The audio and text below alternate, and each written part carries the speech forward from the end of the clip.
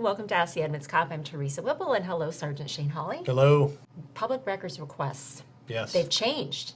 Well, or the way you submit them has changed. yes, the way we're going to handle them has changed Yes. as far as that goes, and we think it's a lot better and a lot more streamlined. The police department switched over to using essentially the same program City Hall's been operating with since early this year. Right. So we fired this off in October. So the city, essentially as a whole, is using the same submission method, Right. which is a lot easier. Because before, if you needed records from City Hall, you would send it to this location if you needed police reports or records there. But sometimes we get requests that cross both sides. Right. So it may include police records, it may include City Hall, planning, building records, it all kind of Yeah. depends. And we thought we should all be on the same page. Yeah. So that's what we did. Okay. And program is called GovQA, and a lot of cities are switching over to them. It's real good software. It made a lot of sense for us. It streamlines the process, makes it so we don't have to do all the log keeping and tracking. The program does it automatically for you. It's a real time saver, and we think will really speed up the process, let us fulfill requests a lot faster, and make sure that nothing slips through the cracks. Right. So if you want just a police report, would you use that system? Yeah, so the easiest thing for you to do, go to our city's website, and that's edmondswa.gov. Okay, and if you go to either City Hall or police, there's links to requesting public records. Yeah. They're both going to take you to the same place. Right. Same request portal. Okay. And I think we have a screenshot Yeah. even of what that's going to look like. And you'll notice on there that there are 4 things you can basically do. The first thing is there's frequently asked questions.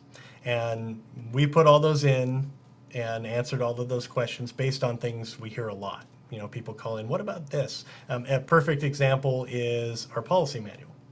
We would get public requests for our policy manual. Well, that's online. Right.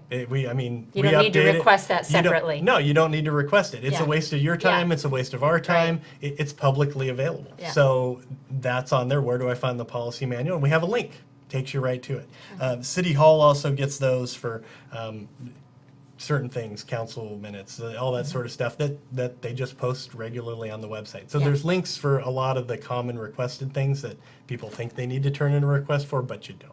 So we encourage people to, if you got a question, look at the frequently FAQ, asked. yeah. Look at that. We think we got a lot of that covered. Okay. There's a button for Public Records Archive. And this is kind of an interesting thing. So City Hall, when they complete public records requests, they publish them. Right.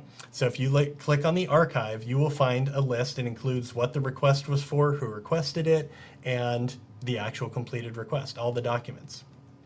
And they do this for a couple reasons. One, your public records request is itself a public record. Right. Which So, a lot of people don't know, by the way. a lot of people don't They know. make a public records request, and they're shocked to find out that it's there for the public to see. That's correct. It Yeah. is not a confidential thing. You are communicating with the city, Right. you've created a record, therefore it's disclosable. The other thing is some of those requests are pretty big, and they realize, hey, we've had a couple of requests for the same thing. Yeah. So your request, it might have already been requested by someone else and completed. You may be able to just look there and it's available for you. You don't have to waste any time and turn in another request. We're not doing the same thing twice. Kind of Yeah. streamlines that process. Right. Yeah.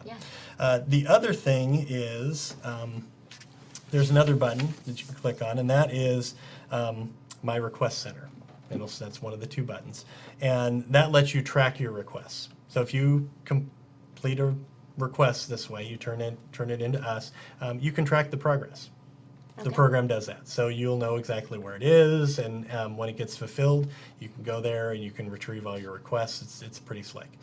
One thing important to note is we don't publish police department requests. That public archive doesn't have police reports and all that sort of stuff on there. Okay. And that's based on the sensitive nature of a lot of the requests and so forth. Yeah.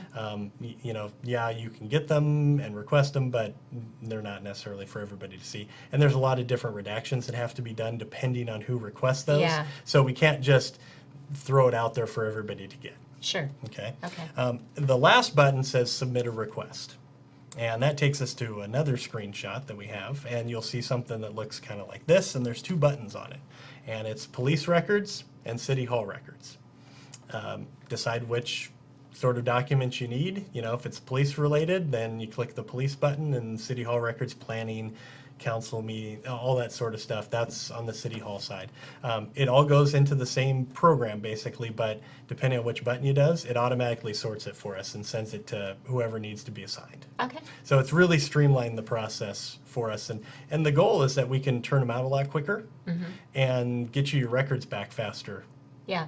You know, Yeah. that's the goal. Okay. And is there a charge? Well, no, not. You can make a public records request for free. There's no charge for Okay. that. We're working on. We Yeah. need to get some stuff enacted into Yeah. to code for records charging and so forth. Because there's time involved.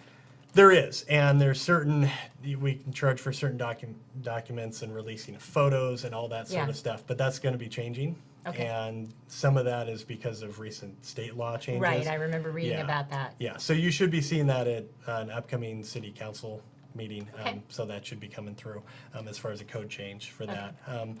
You know, we just want people to realize we do a lot of these. Yeah. So in the police department, I have one employee that does almost 2,000 records requests per year. Wow. Yeah. And so be patient. It's a lot. I think we do a great job. We turn them around pretty quick, but it's not an instantaneous process. I Yeah. mean, that's a lot of work for one person to do. Some of the reports take hours to Yeah. go through. Yep. So Okay. All right. Well, that's great. I think people will find, I know that I've looked at it a few times, not made any requests since the new system has gone on, but I've looked at some of the records and I think it's just fabulous. It's all there for people to see, especially on the city hall side. As you said, you don't have Yeah. police reports necessarily Correct. there for people to look at, but just easier for people to kind of see what's going on. yeah, Okay. Thank you. no problem. We'll return soon with another episode of Ask the Edmonds Cop.